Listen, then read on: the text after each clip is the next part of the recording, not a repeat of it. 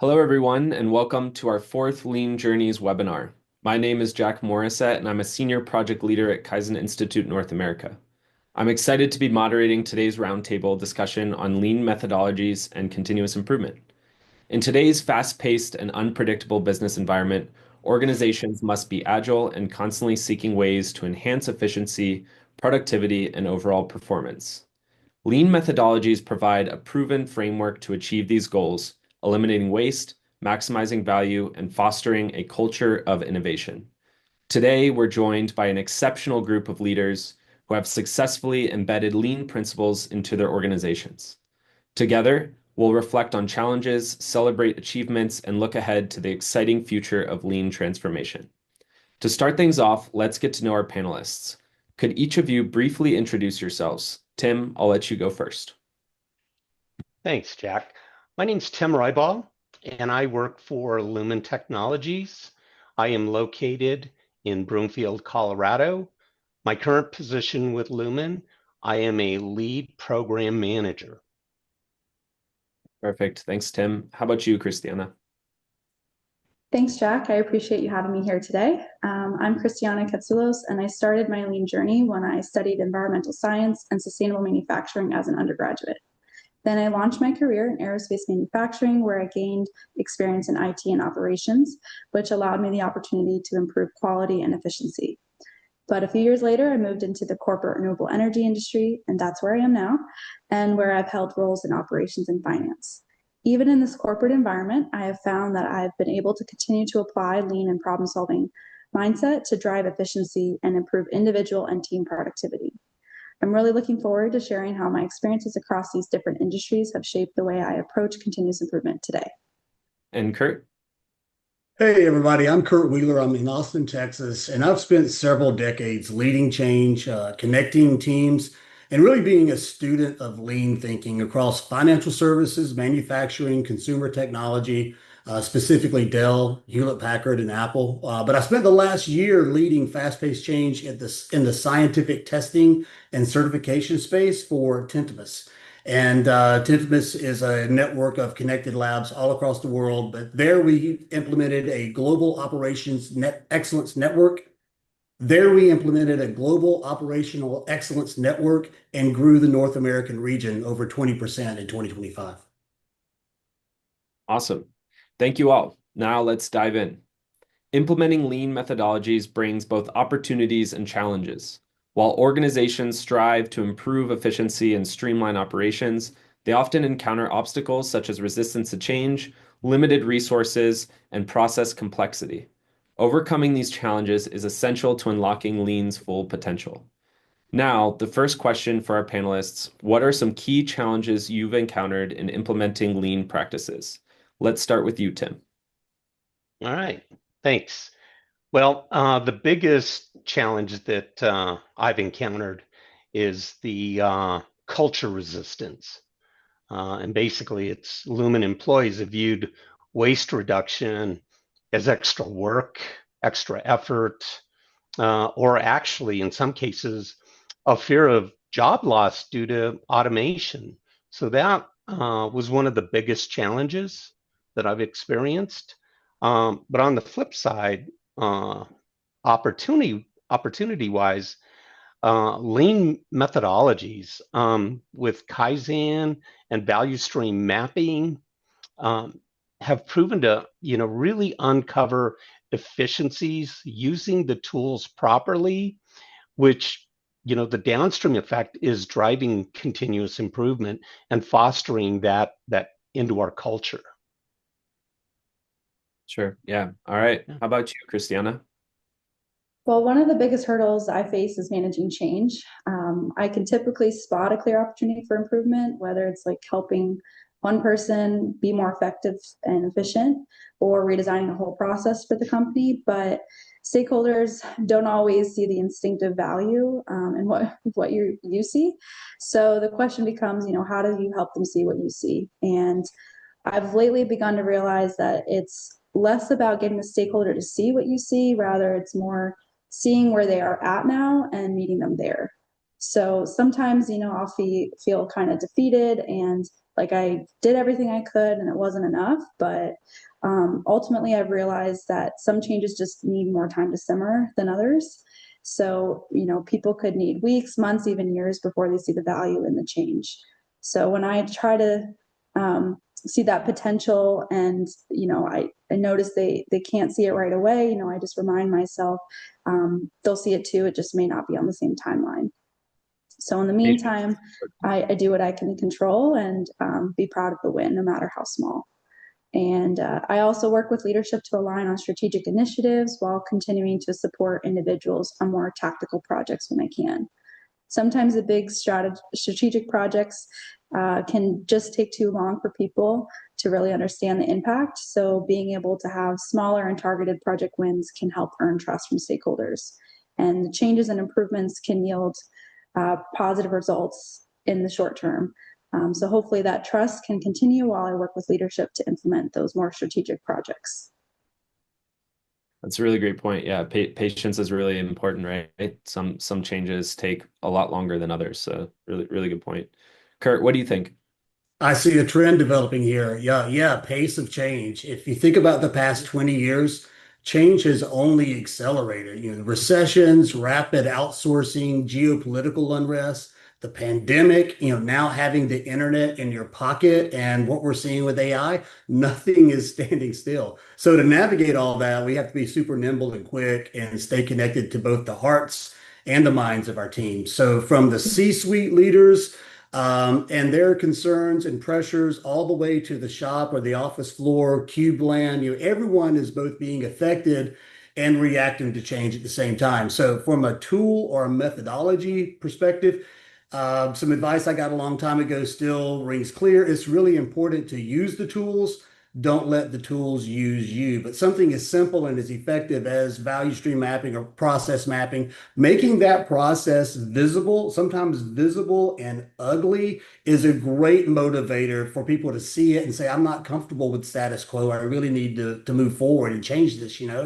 So understanding where the teams and individuals are along that change journey is really important, especially in people-centric organizations, so that we really evolve together. So I'm reminded of the change bell curve, right? So where 10% of the folks are going to be early adopters, hungry to get started, really eager to jump on board, and another 10% are going to be staunchly opposed on the other end, for various reasons. And the 80% in the middle, well, they're just watching to see who wins. So I think a lot of that opportunity and the heavy lifting is communicating the why, plugging people into what good looks like, and helping to understand, really what's in it for them. Those are both the challenges and some of the opportunities I've seen along the way. Perfect. Yeah, these are all really great insights. It's interesting to see how, even with those challenges, teams continue to find ways to adapt and push forward.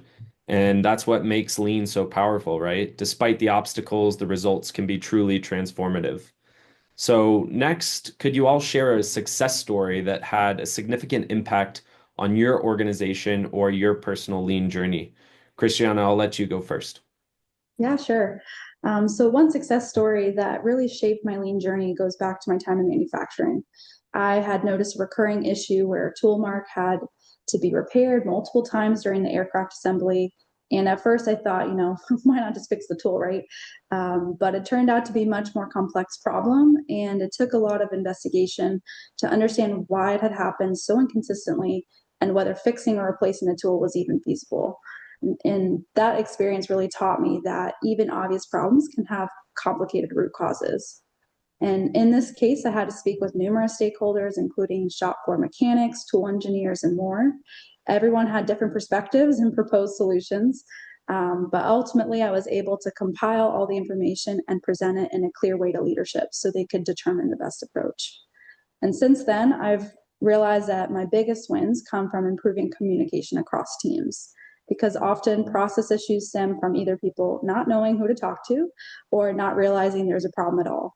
So it's not always about creating a more transparent and efficient process, but being able to bridge those gaps in communication is what can have a lasting impact. That's great. Kurt, what about you?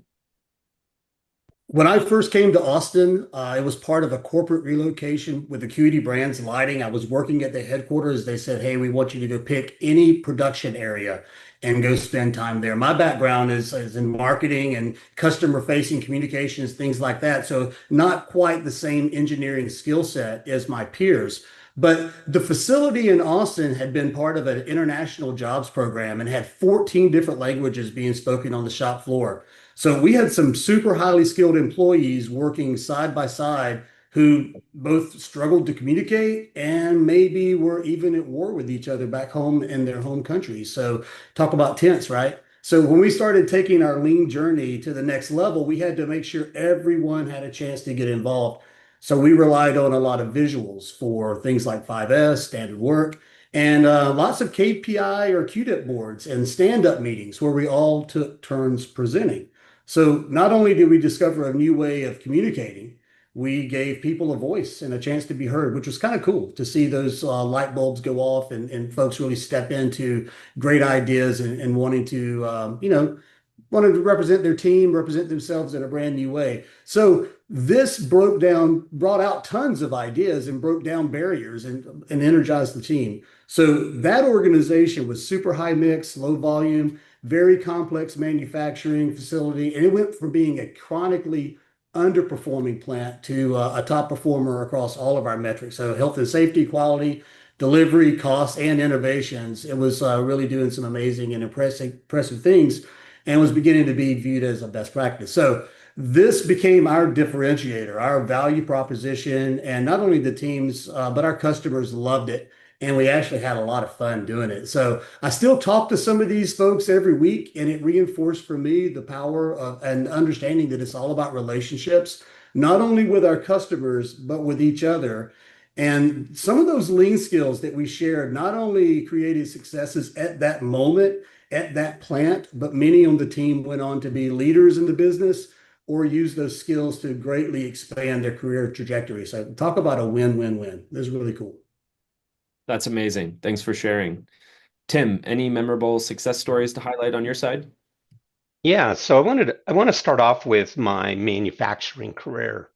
Um, Really, the essence of the biggest success was breaking down the barriers within a manufacturing environment. You know, a long time ago, silos were built and they were built well. And there was a lack of cross-functional team engagement, communication. And we really took we took a stance to embrace lean. We started small. We implemented a gimbal walk and we got department heads to start walking the plant and identifying things that are noticeable. But more importantly, with that small tool, we built the foundation for relationships.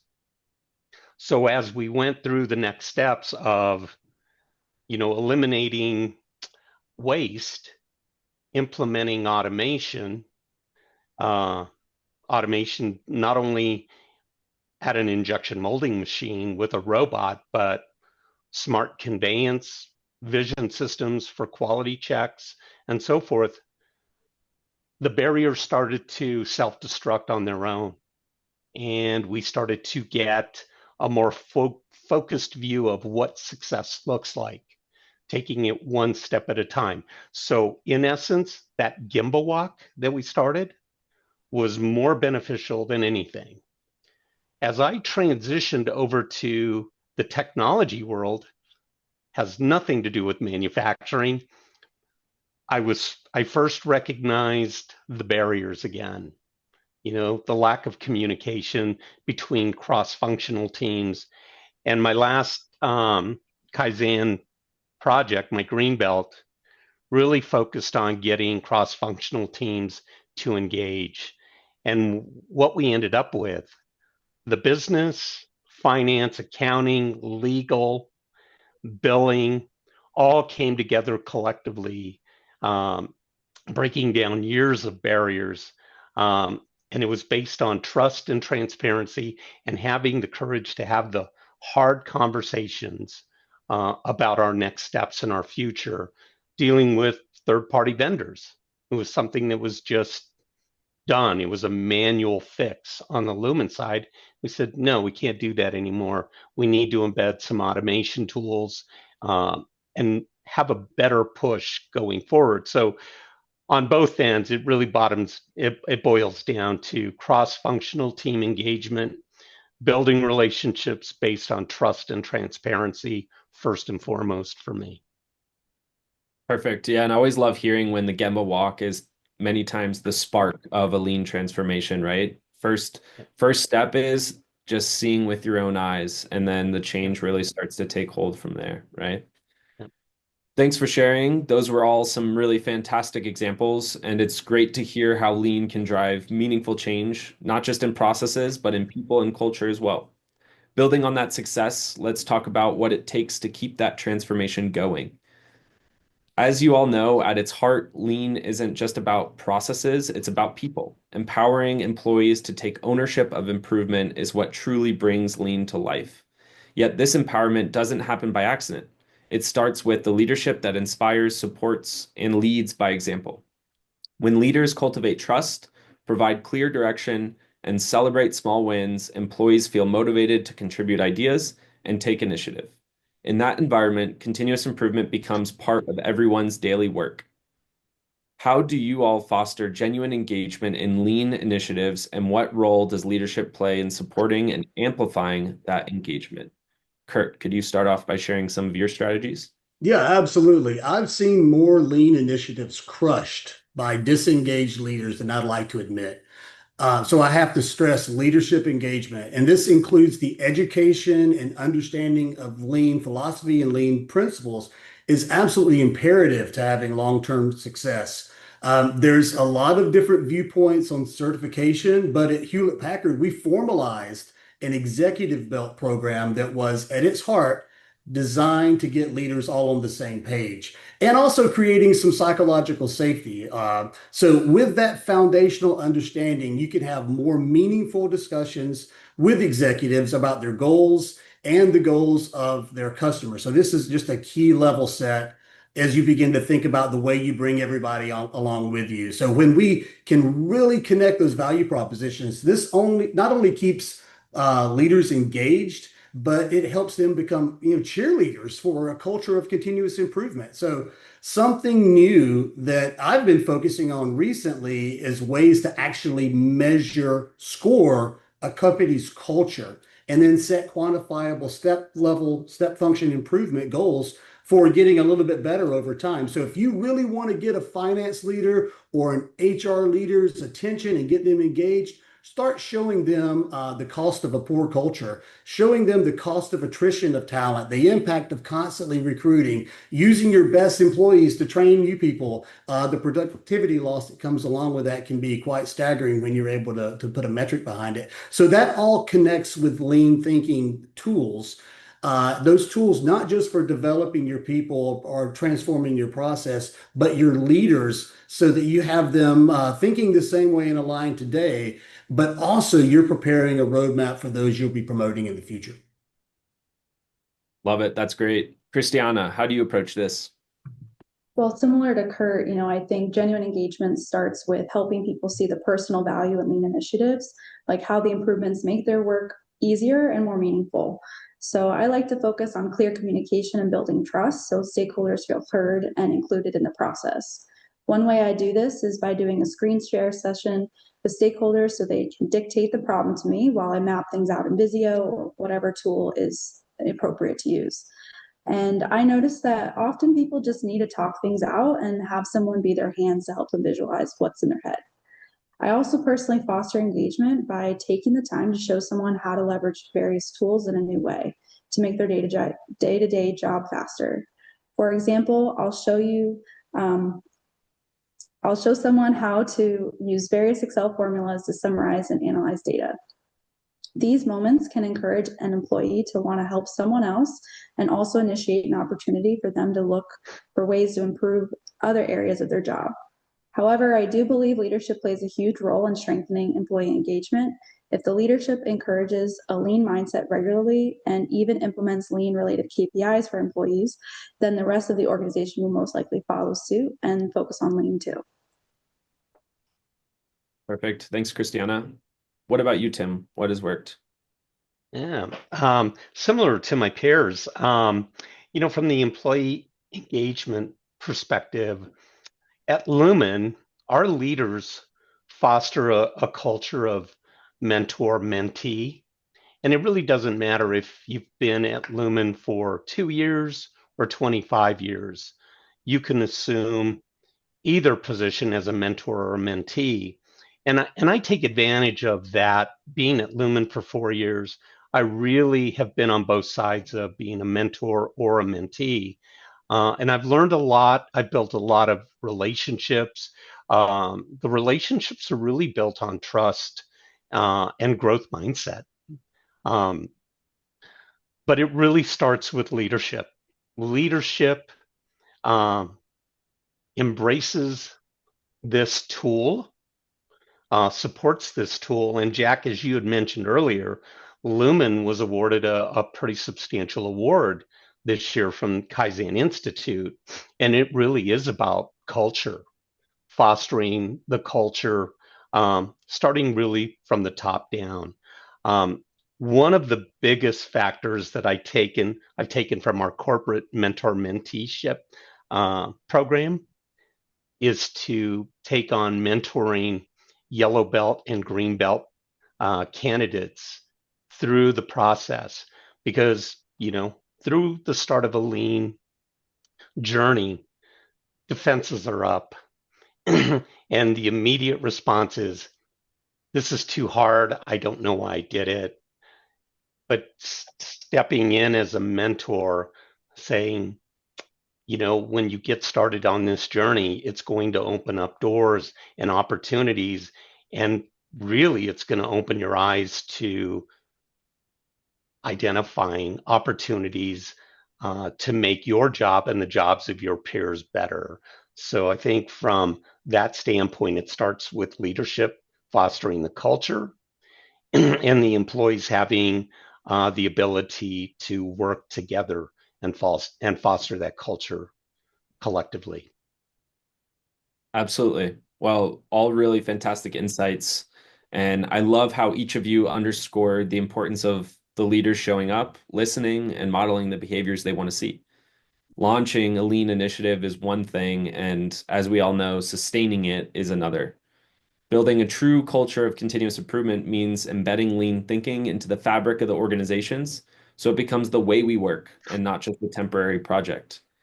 That requires consistency, patience, and above all, leadership that models the behaviors that it expects to see. How do you all ensure that continuous improvement isn't just a project, but becomes part of your company's DNA? Cristiano, you want to kick us off? Yeah, so similar to my thoughts on the last question, from my experience, embedding continuous improvement into a company culture really starts with the leadership. In manufacturing, I saw how a strong focus on quality and safety at the leadership level naturally flowed down throughout the organization, creating a unified culture.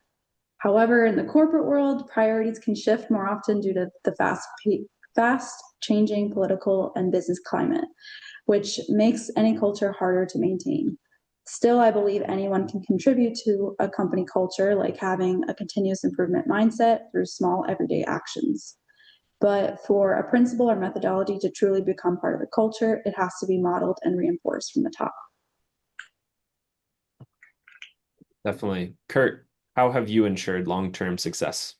Well, I think if we had one simple, concise answer that would encompass everything you needed to do to ensure long-term success, we could just put that on a poster and be done. But I think it's the engagement that really makes the difference, the long-term engagement, and always maintaining that long-term view, but also applying short-term focus to the things that matter most, whether that's using strategy deployment, Hoshin Conry, or just a list and getting really simple and maintaining a list of these are the things we're going to do this week, this month, this quarter.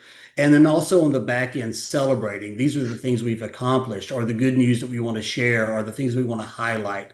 I think that's one of the ways to really move from seeing lean or seeing a lean movement as part of a quality campaign and transforming it in just the way we work is, you're going to be doing a lot of training, you're going to be doing a lot of reinforcement, you're going to be adopting and learning some new nomenclature and language and things like that.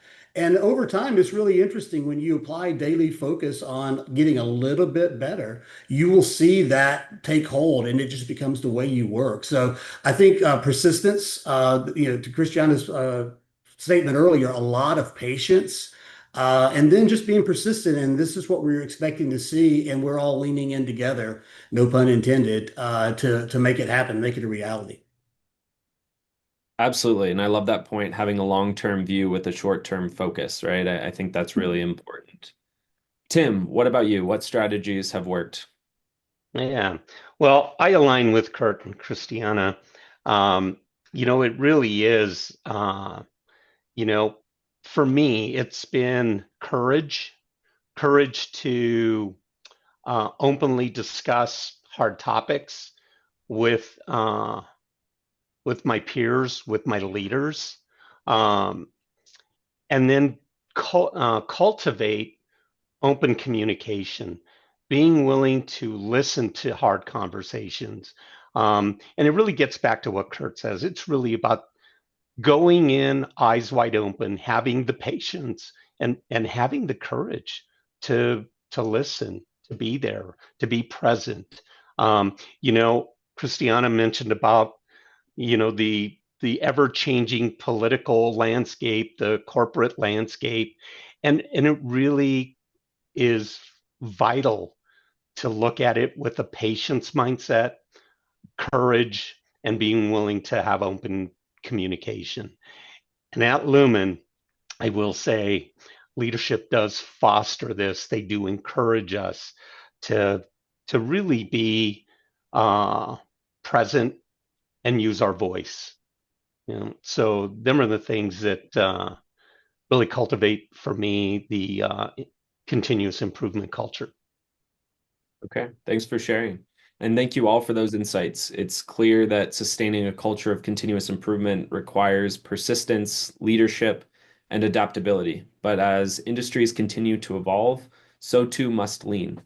The next frontier of lean transformation lies in harnessing AI, automation, and advanced analytics to elevate decision making, streamline operations, and unlock new levels of performance. But even as technology becomes more sophisticated, the core of lean remains human. The challenge and opportunity lies in combining human insight with technological capability to drive faster, smarter, and more sustainable improvement. How do you all see AI and automation shaping the future of lean? And what opportunities or challenges do these technologies bring to your organization's lean journey? Kurt? Absolutely. Great question. And I think we're going to see this as the launch pad for potentially a new way of harnessing a lot of insights and ways to perform analytics. So, yeah, AI is already saving time and driving velocity during via a lot of these quantitative analytic tasks that we've had to perform usually with a lot of labor in the past. So finding ways to not only do the math, but connect seemingly unrelated attributes across large sets of data makes digesting the data much easier and much faster. And then get into the making of, what does this mean for us? What do we want to go do with this newfound intelligence and insight? So like that, also finding the commonalities within data, like capability mapping. I've recently spent a lot of time trying to get a handle on how can I use some AI tools to collate similar tasks or service offers, so that I can present that to a sales team with a little bit more insight and understanding of, well, this is how we can manage the business or maybe direct the business going forward as we bring this network of labs closer together, helping to connect the dots or maybe even removing that fog of, what is all the things or what are all the things we can do or should do, making that a little bit easier to digest. So it's already helping us to identify, AI is already helping us to identify discrete data where it may not even be seen today. And the best part, just like you said, And the core of Lean, AI is helping to speed up these tasks that have been traditionally very labor, more overburden, overtaxing, helping us to speed up those tasks that have taken a lot of time that create capacity for our people to go do more value added activities or go do the things that we've always wanted to do, but something's been standing in the way, across the organization. So I'm inspired by that. And I'm also excited to find new ways to look to AI or to look to AI tools to help remove some of that burden and help us move faster. That's awesome. Love it. What about you, Tim? Yeah, I completely agree with my peer, Kurt. AI is a tool, and AI fosters a lean, more efficient or effective way for us to do our work. I really look at artificial intelligence as that extra set of eyes, whether if I'm building a Visio flow, mapping out a new process for efficiency gains, I can actually run that through AI. I can run linkable capabilities or features within that flow that gives me a perspective of getting it right the first time, getting our teams embedded and believing in it's an extra perspective. And if we utilize the tool, we all get better. We get efficient. So it really does fall into the lean kind of mindset methodology going forward. And I'm really excited for the next 5 years. As we grow, we're going to be able to utilize it more and more. Definitely. What about you, Christiana? Yeah, I mean, great points from both Tim and Kurt. So I'm very confident that lean principles will be always in our world. Most advancements in any industry come from asking questions and solving problems, which are at the heart of lean. So, in manufacturing, I saw automation used to physically cut metal or drill holes. But in the corporate world, I've seen robotic process automation used to automate systematic, manual, and repetitive tasks, such as filling out forms or saving files in multiple places. So automation can certainly be leveraged further in all industries to create efficiency, standardization, and improve quality.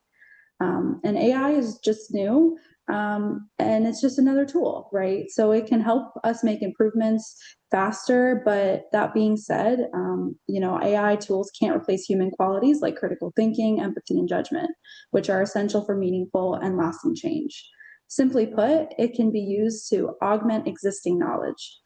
Also, AI is only as good as information that's available. So it's better research tool for certain things, but it can also be wrong and mislead people. So it's critical thinking that it's more important than ever. You have to be able to sense check the information you're reading and seeing from AI. And it's a daunting task for schools and universities to ensure students are coming into the workforce prepared to leverage the rapidly evolving AI tools while also relying on their own brain power. And since AI is so new, I've really only experienced using it while at my current company. And I don't use it very often because I generally prefer the challenge of trying to solve a problem on my own. But I do see how it can save time. So, for example, I'll use AI to help write like complex formulas in Excel.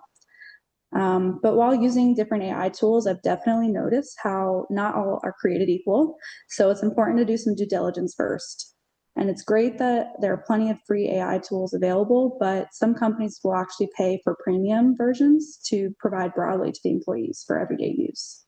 However, not all organizations are actively implementing AI tools, so they still will have to write policies and make sure employees are following those to ensure data privacy and security.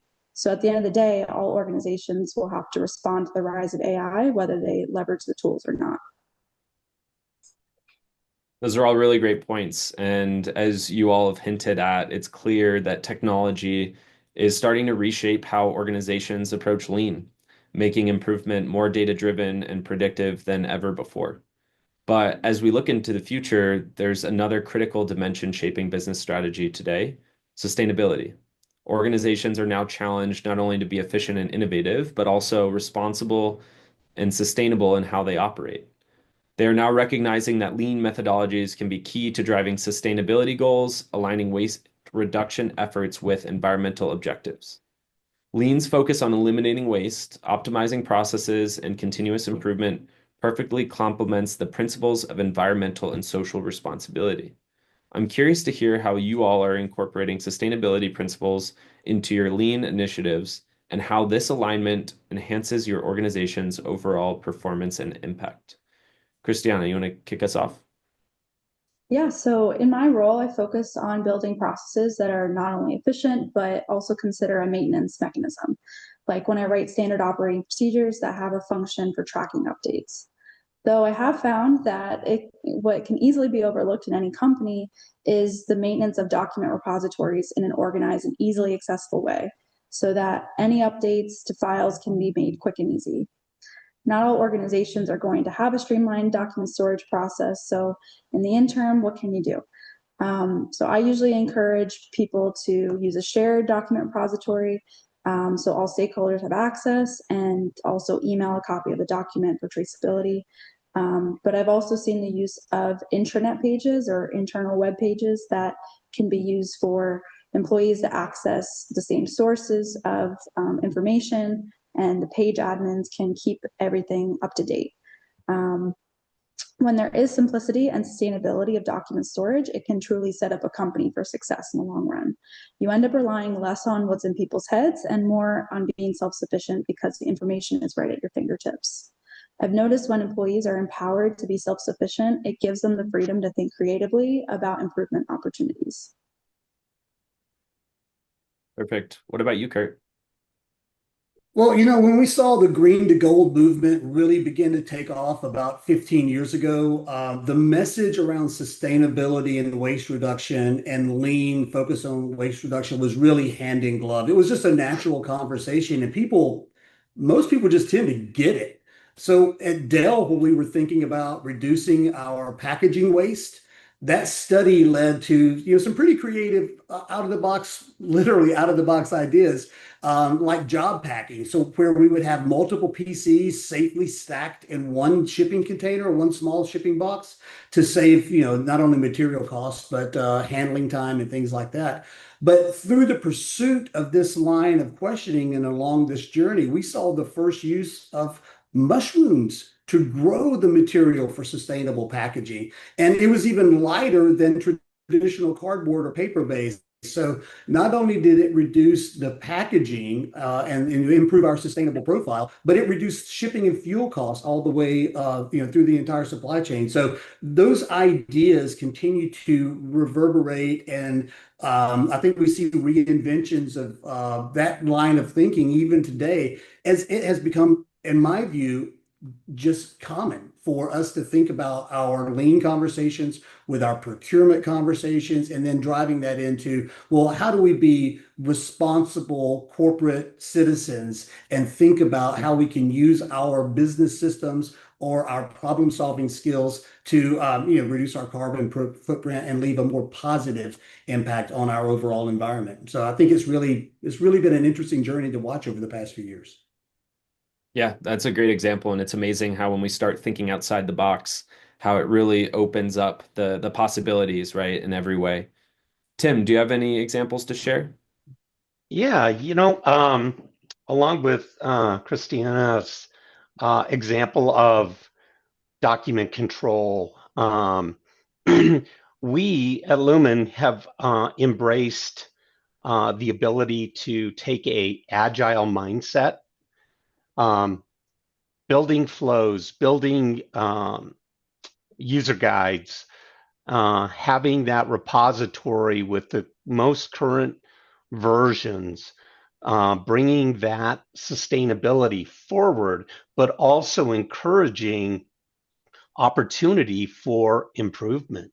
When you do have a controlled document or a controlled Visio flow, that's accessible, we get a different interpretation. We get opportunities that are identified.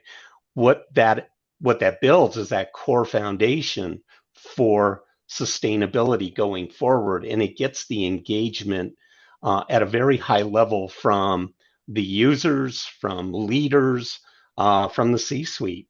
You know, how do we improve? What benefits our customer? And what makes us a more viable option in our markets? So that's where I see the improvements and the opportunities to keep moving forward. Great. Thanks for sharing. Another major shift shaping organizations today is the move to remote and hybrid work, and with it, new challenges for collaboration and sustaining lean practices. Maintaining engagement, visibility, and a culture of improvement across digital environments requires new tools, trust, and adaptability. The principles of lean, communication, respect, and continuous learning are now more important than ever. How have you adapted lean practices for remote or hybrid teams while maintaining collaboration, productivity, and engagement? Kurt? Yeah, it's a great question. I've been 50% to 100% remote since the pandemic. It hasn't been easy, but it's all a part of our collective evolution. And if we think about core lean principles, and one of them being respect for people, when I look back on how Apple responded to the pandemic, I think this is maybe one of the best things that the company has done in recent times. So, with a true respect for people, you've got all this retail store activity, and all these teams that are idle because no one can go into the store. So we moved extremely quickly and took about 10,000 people from remote, unable to work, unable to do their retail job, but still fully capable and knowledgeable. We were able to move them through a quick process to be available for where the need began to really show itself, which was, we need that new iPad or need that new Mac for remote learning. So we converted that entire workforce without laying off a single person into part of our contact center environment. So that's just one example of using the lean principle of respect for people to direct and respond to the changing needs of your customer and create capacity in your organization where there was previously a constraint. But the biggest adaptation for me as a Kaizen facilitator was not having the teams, fully sequestered away or 100% focused on mapping and brainstorming, experimenting, et cetera. So in those times where I can't be on site, we've either broken Kaizen into bite-sized chunks or some smaller, faster, ways of working on it, or maybe instead of just working in one room on one project, finding ways to be more of a hub and spoke model so we can do multiple projects with multiple events at the same time. Staying curious, asking better questions, being fluid, just thinking about different ways to respond in this new reality of remote working. Great. Thanks for sharing. Tim, what strategies have you implemented? So, post pandemic, the majority of Lumen is 90%. 90% of the workforce is remote, full-time work remote. So we had to adapt. We lost the social skills of being in an office, being with our teammates. What we've learned is during this work remote environment, we embrace the social side of work.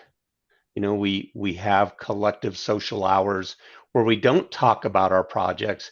We talk about just us as a team. We call it the water cooler discussion, right? How you doing today? What do you have going for this weekend?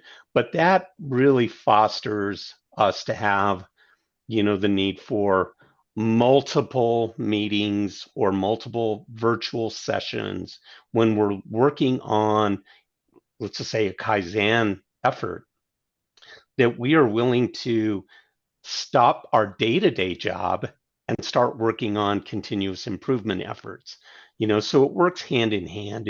And we took it from that lots of social time with each other, and we kept that intact as best we could, and willing to be agile and pivot as we need to be. And more so, I'm finding that this social endeavor is growing in other areas like Kaizen.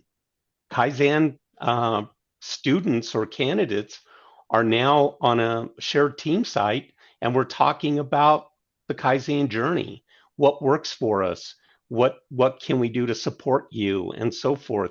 So I think we're adapting, and I think at Lumen it's working. We're getting great work done, and we're moving it forward.